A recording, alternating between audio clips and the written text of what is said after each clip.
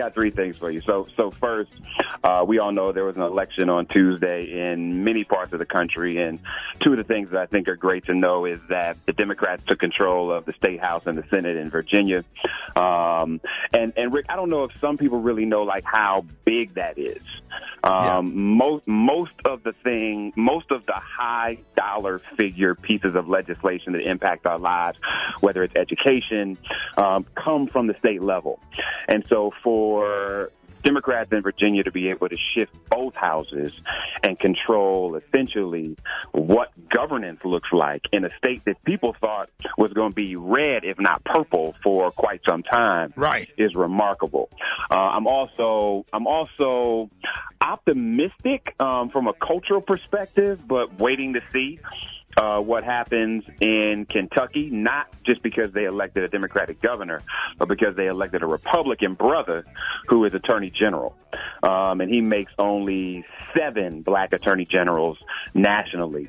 And listen, I know some good black folks who are Republicans, but I don't know his record well enough to know. So I want to celebrate him culturally and then politically say, let's sit back and wait and see. Second thing I got for you. Shout out to Danny Carr, the first African-American district attorney in Birmingham, Danny Carr. Absolutely. Yeah. Absolutely. And that's huge on a lot of levels. But the second thing, Rick, is so there's been a whole lot of talk about T.I. and his daughter and him taking her to these OBGYN exams to make sure that the hymen is still in place so that he can certify that she still has her virginity. And I know people have gone in on him. Right. They've gone in on the mama. They've gone in on Tiny as a stepmama. And I don't want to spend as much time on them because what's interesting is I keep hearing people go in on them, but not people give recommendations other than saying that baby girl's body is hers. But as a parent, you got girls, I have a daughter, and the thing for me is what was it necessary for us to do to prepare them for what the world was going to throw at them versus police not only their body, but the circumstances they were going to be in. And so, you know, I've worked with young people the better part of my life, man. And so I wasn't confused that the average age of consensual sex in America is 13 years old. So at 11, I'm starting to talk to my baby about sex, about her options, about how she needs to view her body, about how she needs to deal with these little Negroes that's going to be coming at her. And then spend a whole lot of time, man, putting a village of really dope, strong women around her. Right. In addition to her mother and her stepmother. Because sometimes we know that kids are going to talk to their parents last about this stuff. Right. And so how do we put a village of strong sisters around our daughters and our sons, for that matter, so that when they so that no matter where they are, they can have parent-approved discussions about the decisions that they're going to make with their own body.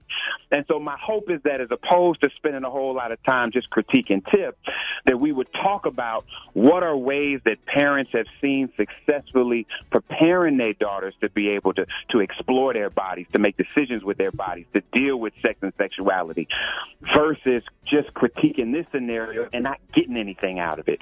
And listen, I feel like as my daughter is a junior at Spelman that has been successful, I can't talk about what she's done and the results of it because that's her business to tell. But I've been unbelievably pleased with how she has navigated those decisions on her own as a result of the village we put around her. Last but not least, before I get out of here, man, I wasn't sure if I was going to talk about this, Rick. You know that Congressman Cummings passed. Right. They're going to have to do a special election to replace him. And Kwesi Mfume, who's the former congressman and the former national president of NAACP, announced that he's running for the position. And I'm feeling some kind of way about it because as a 71-year-old black man who had the position for multiple terms, then served the NAACP with, I think, distinction. If somebody came to you, Rick, and was like, yo, man, it's this job that you had 20 years ago and now it's open, would you be like, yo, I want it again?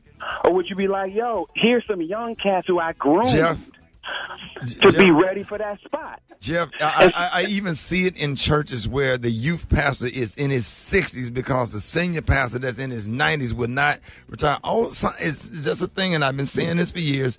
Sometimes, and I have seen it a lot, old black men do not like to pass the torch to young people, and I believe in passing the torch and giving young people opportunity. I don't want to come off like I'm hating Rick, because I understand. I get it, Jeff. Appreciate all of Kwesi and Fume's contributions. But there's somebody that graduated college in their 30s and got a lot of energy and new ideas. Why not Marilyn Mosby? Right. Why not Marilyn Mosby in Baltimore? Or I like, even though I like her as a district attorney, because the things that she's doing is just absolutely amazing. If she can get somebody to replace her to continue the work that she's doing, then absolutely. Well, especially with all that's happening in criminal justice at the federal level in Congress, now would be the kind of time for somebody like her to be in the Congress. And so, listen, my Baltimore brothers and sisters, please know that this comes from a genuine place. I just want to see new leadership that has been tapped by and appreciated by elders going into spaces instead of recycling old leadership. Because often all that does is get us the same thing that we've always had. Those are three things I got for you. Tell me if you agree with me or disagree with me. Hit me at Jeff's Nation on all social media. Jeff, if you ain't ever in your life spoke the truth on this show, I totally agree with passing stuff along to a younger generation with some new ideas and some new energy. If you've done that and you held on that for years, pass it along. That's why a lot of churches lose their membership, because they still operating out of the 80s and a pastor with an old mindset. Then they get mad at the youth pastor for coming in who want to take the chairs off the pulpit and sit on the front row and just change the whole ministry, and people just don't like change.